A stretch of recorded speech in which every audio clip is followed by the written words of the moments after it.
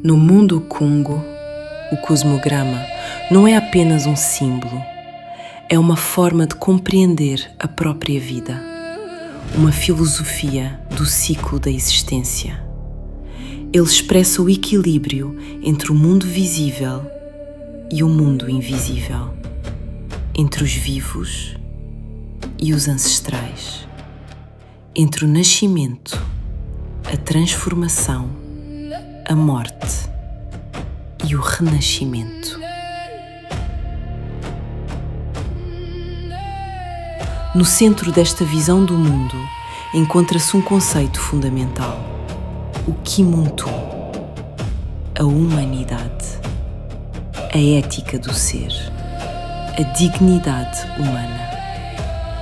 O Kimuntu coloca o ser humano no centro do equilíbrio do mundo. Lembra-nos que a humanidade não pode existir sem responsabilidade, sem justiça, sem harmonia com a própria vida.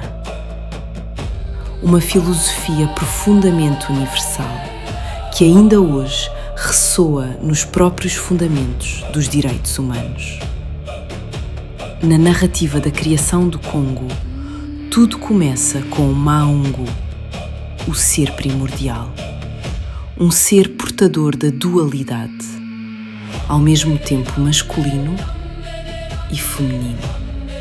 Criado por Nzambi Ampungu, o Deus Supremo, Criador e Todo-Poderoso, Maungu inicia uma jornada iniciática em torno da árvore sagrada.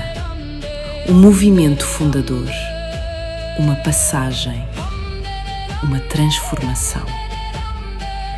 Então vem a separação. A unidade original divide-se em duas: o princípio masculino, o princípio feminino. E com eles começa a história da humanidade. No coração desta memória espiritual ergue-se o Yalanku, a árvore sagrada do Congo, guardião do equilíbrio e da justiça. Na tradição Congo, o Yalanku não é apenas uma árvore, é um lugar de verdade, um espaço de arbitragem, um símbolo de equidade.